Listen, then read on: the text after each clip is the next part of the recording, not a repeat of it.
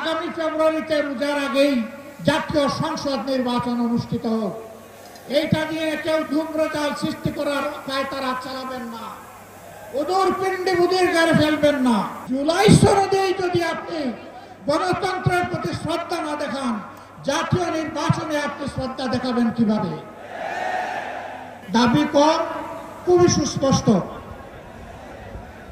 1 নম্বর দাবি হচ্ছে জুলাই বিপ্লবকে স্বীকৃতি দিতে হবে। যারা জুলাই বিপ্লব মানবেন না তাদের জন্য 26 সালে কোনো নির্বাচন নাই। 26-এর নির্বাচন দেখতে হলে আগে জুলাই বিপ্লবের স্বীকৃতি লাগবে। আর জুলাই বিপ্লবের স্বীকৃতি দিতে হলে জুলাই সনদের আইনি ভিত্তি দিতেই হবে। এই আইনি ভিত্তি ছাড়া কোনো নির্বাচন অনুষ্ঠান হওয়ার কোনো সম্ভাবনা নেই। কখন হবে এই আইনি ভিত্তির গোড়াপত্তন? এদেশের মুক্তিকামী মানুষের কথা একটাই, জাতীয় সংসদ নির্বাচনের আগে গণভোট অনুষ্ঠিত হতে হবে। গণভোটের ব্যাপারে সকল দল একমত, তাহলে তারিখ নিয়ে এই বায়নাবাজি কেন?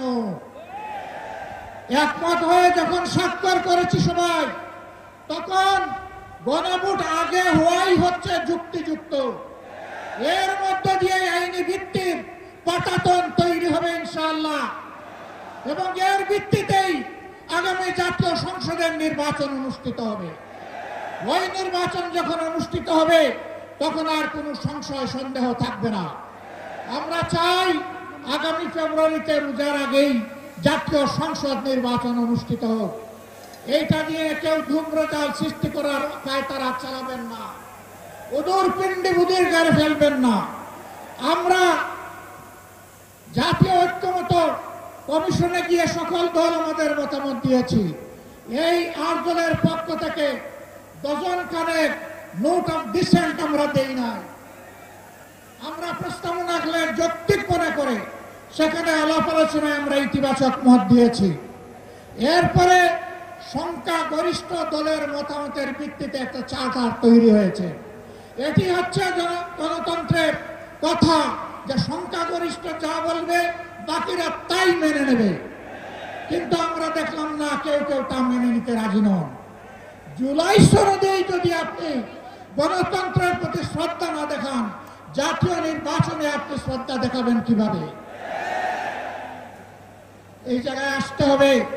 সকল বায়না ভুলে যান, জুলাই শহীদের রক্তের প্রতি সম্মান দেখান। জুলাই যারা লড়াই করেছে বুক চাপ করে, যারা পঙ্গু আহত হয়ে এখনো দুঃখে দুঃখে কষ্ট করছে, মেহরবানি করে তাদের বুকের ভাষা বোঝার চেষ্টা করুন। আমার ভাই আল্লামা মামুনুল হক সাহেব বলেছেন, লড়াই করে ফ্যাসিবাদ বিদায় করেছি, লড়াই করে জনগণের দাবি আদায় করব।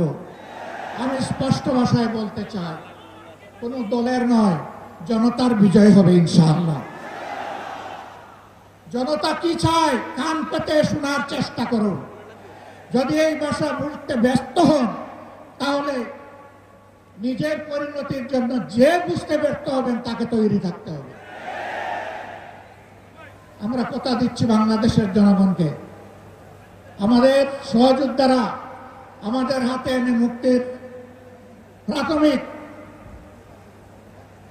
পরিবেশটা উপহার দিয়েছে। আমরা জনগণের মুক্তি আদায় করেই বলে ফিরবো ইনশাআল্লাহ। আমরা ভদ্র ভাষায় কথা বলছি, ভদ্র ভাষায় কথা বলবো, কিন্তু আমাদের দাবির ব্যাপারে আমরা হিমালয়ের মতো অনড় থাকব। কারণ এই দাবি জনগণের দাবি, কোনো দলের দাবি নয়। এই দাবি বিপ্লবের দাবি, এই দাবি ফ্যাসিবাদের দাবি নয়। অতএব ফ্যাসিবাদের দাবির কাছে বাংলাদেশের জনগণ মাথা নত করবে না। তৈরি হন। যতক্ষণ পর্যন্ত জনগণের দাবি আদায় না হবে আমাদের আন্দোলন দুর্বার গতিতে চলতে থাকবে ইনশাআল্লাহ।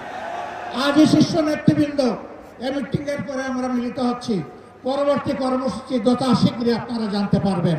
সেই কর্মসূচি বাস্তবায়নের জন্য প্রস্তুতি নেওয়ার আহ্বান জানিয়ে এবং সরকারকে জনগণের ভাষা বুঝে অতি শীঘ্র গণভোট আগে দেওয়ার সিদ্ধান্ত নেওয়ার লিলি বিউটি সোপ, যার অ্যান্টি এজিং গুণ তারুণ্য ধরে রেখে ত্বককে করে উজ্জ্বল। তারুণ্যময় উজ্জ্বল ত্বকের জন্য। রিমার্ক।